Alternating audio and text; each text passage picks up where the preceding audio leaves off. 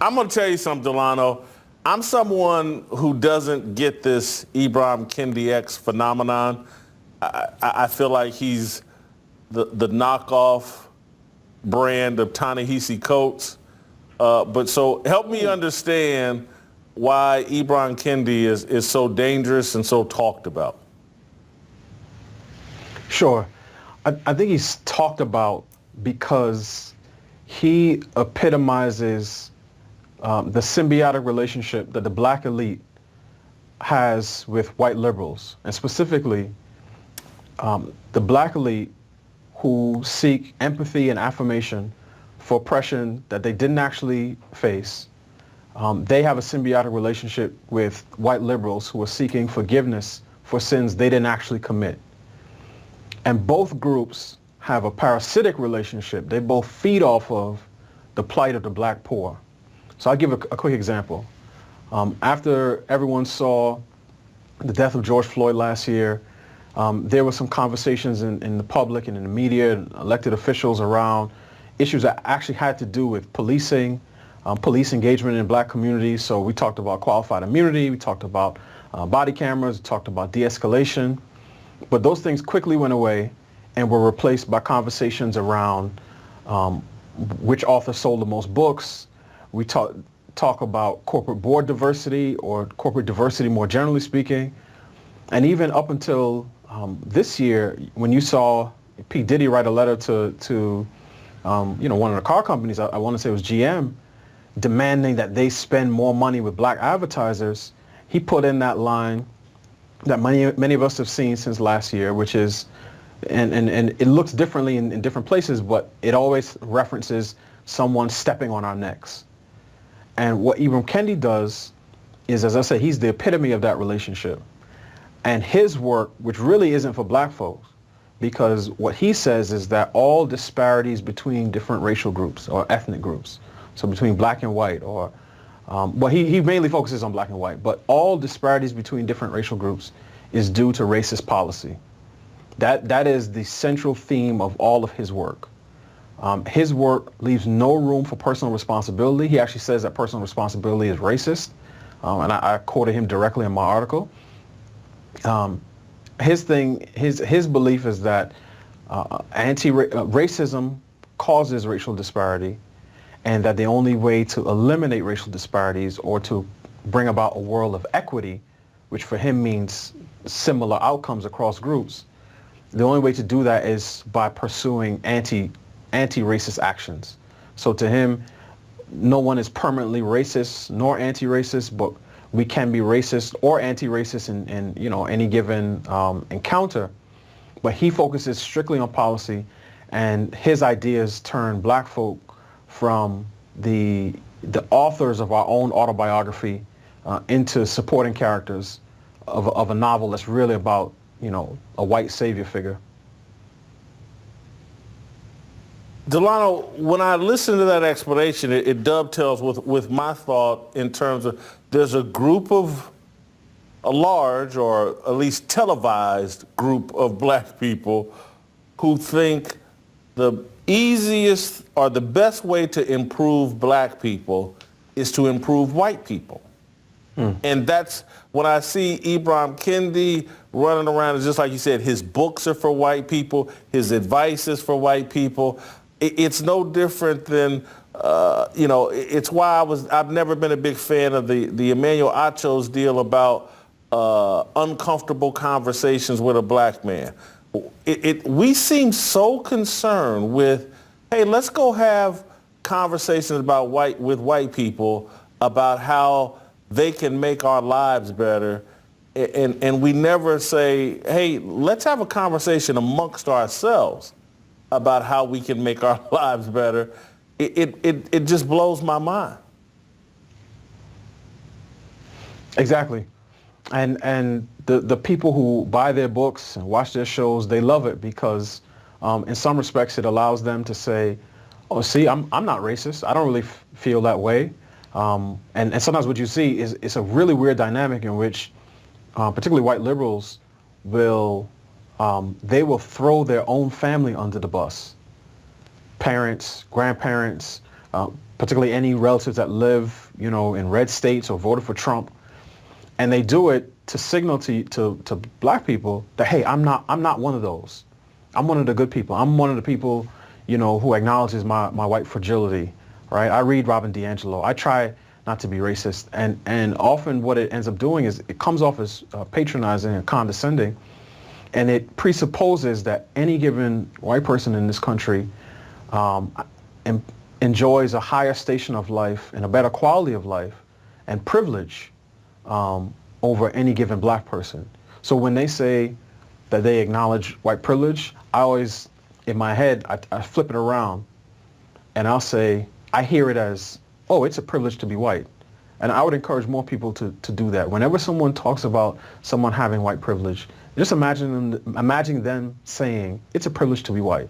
And eventually you'll realize how ridiculous it is. So for someone to suggest, and particularly someone like Oprah Winfrey to suggest that, her wealth, her hard work, her determination, the school she's built for girls and whatever other things that she's done for her community, they don't really mean anything, because at the end of the day, white people will always have their whiteness. That's something that she actually said. And to me, that type of rhetoric is completely disempowering. And that's part of the reason I think Ibram Kendi is dangerous, is because he tries, his work, his ideas end up turning men with functioning legs and strength and determination and agency into children and babies who need to be carried by a third party who really has more agency and more moral responsibility, for our lives. So I think, as I said, for many reasons, he's not the type of person who I think should be leading the conversation on race. Not just because it ends up being condescending to black folk, but part of it is just his ideas are not particularly sophisticated. He actually proposes a constitutional amendment that would basically do two things. It would declare all groups are equal, right? And when he says that, he doesn't mean endowed with the same rights because they come from the same creator. He means that left on their own, they would all end up in the same place. So again, that's a totally ridiculous statement to make, because you can't even guarantee equality between two siblings born in the same house and raised by the same parents. So that's one, all groups are equal, and that any disparities between groups are a result of racist policy, which then has to be remedied by, I'm assuming, a government agency that he would influence, or people with his ideas would control, and those people would remedy those particular policies. And as I said, for many reasons, that type of thought process is not sustainable in a country as large and diverse as ours. It seems like there's like a movement to eliminate competition. And again, I started today's show talking about how the Simone Biles thing quitting is no longer a bad thing. It's actually a positive thing. I don't want to distract you with that. I want to stay on Ibram Kendi. And one of the thoughts I just thought about, I'm going to direct this at Jim, is Ibram Kendi sounds like the big fat gold chain that black people like to wear.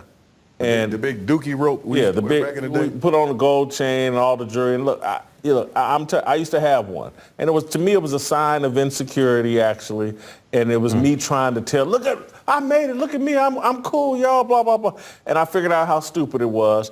But what Ibram Kendi has offered himself up to is, hey, white people, buy one of my books. You can wear it around your neck like a big gold chain, and it'll say to everybody, I'm not racist. And to me, it screams that actually any of these white people that would buy that and wear that and carry it around, it means they are racist. Oh, and they're insecure about it. And that's why Ibram Kendi is their little accessory toy or little pet project. I want to ask you this, though, more influence, because I'm kind of late to the Ibram Kendi thing, Delano. More influential, Ibram Kendi or Ta-Nehisi Coates? Ooh. Wow. So in 2021, that's an easy question. Ibram Kendi is by far more influential than Ta-Nehisi Coates. Part of the reason is because his thoughts around I'm gonna tell you, his thoughts around anti-racism. He gonna tell you. Just wait. And the belief that all disparities are caused by racist policy are informing thousands of school districts across this country. You see the language of anti-racism come up both, on the administrative level and even into the classroom level. Not only is, so you see it in the curriculum itself, you also see these school districts from coast to coast paying him to come and teach their teachers about anti-racism. And that mindset, that ideology ends up working itself out from administration down through the classroom level. The other reason is Ta-Nehisi Coates doesn't really write as much. He's not as active. When he was at the Atlantic, he was, turning out, major pieces of work, including the case for reparations that people were reading. He really was an influential thinker, and I think in many respects, and I heard, both Professors Glenn Lowry and John McWhorter in their podcast talk about the succession of black public intellectuals that went from Cornel West to Michael Eric Dyson to Ta-Nehisi Coates, and now Ibram Kendi is the heir apparent. To be quite frank, and I'm really not trying to say this to be disparaging, each time that baton has been passed down, it's been passed down to someone who's really not able to carry the weight that their forebears left on them. I think you see the quality of the discourse sort of declining as that baton is being passed down. So Cornel West to Michael Eric Dyson. Michael Eric Dyson is the person who slams Bill Cosby for talking about personal responsibility and then writes books defending some of the worst excesses of hip-hop. Michael Eric Dyson is also the person that laughs at the notion that black fathers matter in their home, and then he goes on Fox News to beg white folks for reparations. So that'll tell you what type of person and what type of thinker he is. And then to Coates, who, I saw that, by the time he left, was saying things like, there isn't a single problem in black America that the complete elimination of white supremacy couldn't fix. So again, you start to see people who strain every single thing that they see in the natural world through the prism of their views of race. And Kendi is really no different. I'm really concerned about what comes next, because I'm thinking this is the bottom. We're hitting the bottom of the barrel. But something tells me that there's somebody who's even less thoughtful, less sophisticated, but who is really fine-tuning their racket, and they're just waiting for the right opportunity, the right viral moment, the right police shooting to come in and say, no, I really know how to solve the problem of race in America. I think intellectually it's been a roller coaster. Cornel West at the top, then it descended down to Eric Dyson, who's a clown and who gets off, because I've seen it firsthand on stage with him, loves dropping the N-word in front of white people. We spoke at the same deal in London, and this dude littered his conversation with the N-word. Let's say there's 500-600 people in the room, in the audience, may have been 10 black people, and this dude's just tossing the N-word around. Anyway, and then it rebound. Coates, intellectually, I disagree with him. I think he's damn near satanic, but I do think he's smart. And I think he's much smarter than Kendi. And so I look at Coates as the tree, and Kendi's the apple that fell off of it, the rotten apple that fell off the Coates tree.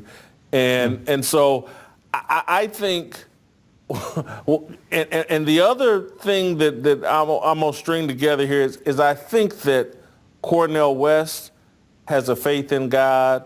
I think that Eric Dyson is some sort of minister and comes from a church background. I believe Coates and Kendi are both atheists.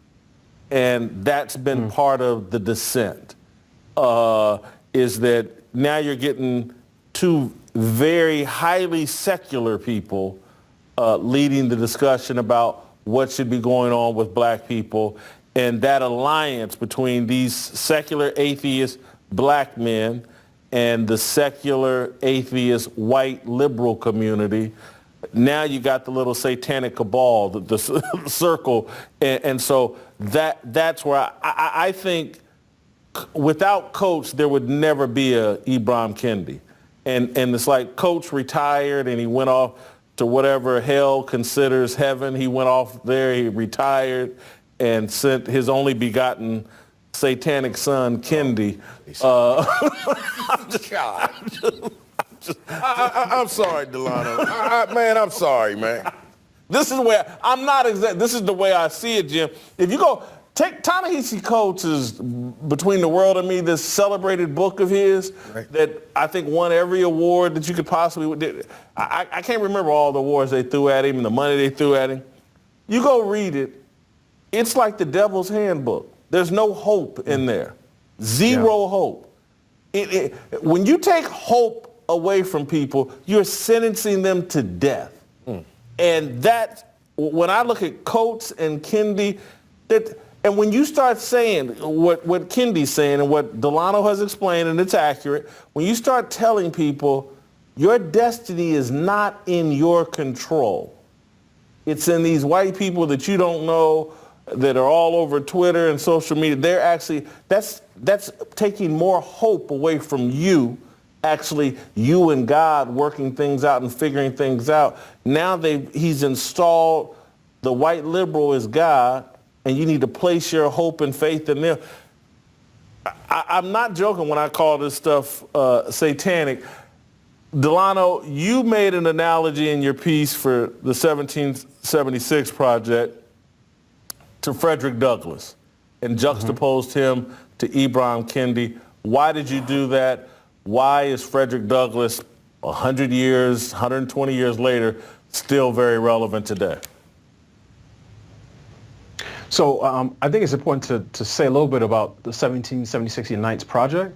So that project, which came out of it's part of the Woodson Center.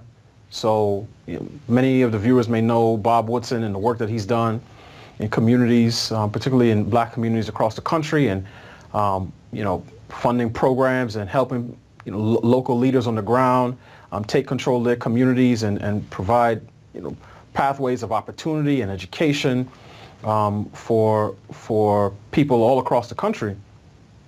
So 1776 arose as a direct counter to the 1619 Project and the type of narrative that it was trying to spread, both about this country and about black people's existence in it.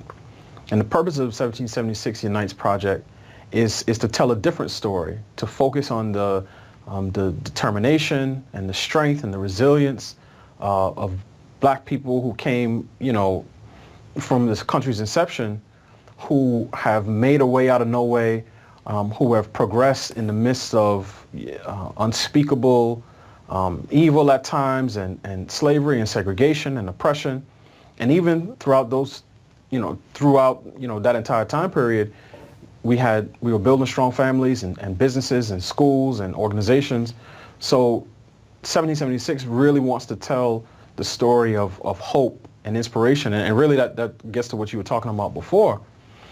I chose Douglass as a person to juxtapose with Kendi, because even though he doesn't use the term anti-racist, his views are very much anti-racist, because he starts from, in my opinion, the right position, which is to say that the humanity and dignity of black people does not come from, or is not based on, the opinions of whites, whether they be slave owners or BLM supporters. It comes from their creator. It comes from the same creator that creates all people. So he roots his ideas of justice in God as the creator, and God as the being that gives us our dignity and gives us rights, and the types of inalienable rights that are found in documents reference. And then from there he works it out, and he says that the Negro, as he calls us in his speeches, because again you have to consider he's writing his speeches in the height of the abolitionist movement, and he said when people ask the question, well, what shall we do with the Negro if emancipated, his response is, do nothing with us. Let us do for ourselves. He compared us to apples on a tree, and he said if the apples won't stay on the tree of their own accord, let them fall. That's a very, very different response than you would expect from someone in that time period. But he realized that black people were we are human first. Our skin color is nature's doing and God's doing, but our humanity is really what's at the core of us. So when he writes as a person who applies the same laws of nature universally to all people. And that really gives you a basis on which to do authentic anti-racism. It's not one group is morally responsible for another group. It's that all groups have the same levels of moral responsibility. All groups have to work if they want to eat. All groups desire justice and should be given justice. And I think he's a great historical figure that we could learn a lot from today, because he saw himself as an American, as a patriot, as someone who was very critical of the institution of slavery and didn't mince his words about that. But he's also a man. He wasn't looking for anyone to carry him. He wasn't looking. He even said that justice with benevolence is a beautiful thing, but benevolence without justice is a mockery. And his thing is, every time that the whites, even of that day, tried to do something for the Negro, it ended up hurting him more than helping him. And even though, again, he was a man of a different generation, you could see how that played out, whether it's in the expansion of the welfare state or today, the lowering of expectations, both in the classroom and morally speaking. So when people who say that they are friends of the black man say that you should be judged by a totally different and lower standard of evaluation, of behavior, of conduct in the classroom. Those things are done in the name of racial justice, but all they do is hurt people who really should be subject to the same laws as anybody else. Delano, I'm going to wait till tomorrow to ask you about the column you wrote today, because I want to get into that. You wrote an interesting piece about Joe Biden and the school choice decision and the impact on D.C. parents and children. And we're going to wait till tomorrow to get into that. But as always, thank you so much. Great job. Thank you, guys. Go to youtube.com/Jason Whitlock. Hit that subscribe and that notification button. Give me some likes. Put some nice comments in there. Give some love. Yeah. He's having problems lately, folks. I really am. Give me some love. Huh? Please do. Please do. Hit the like button. If I said it, I meant it. Bite my tongue for no one.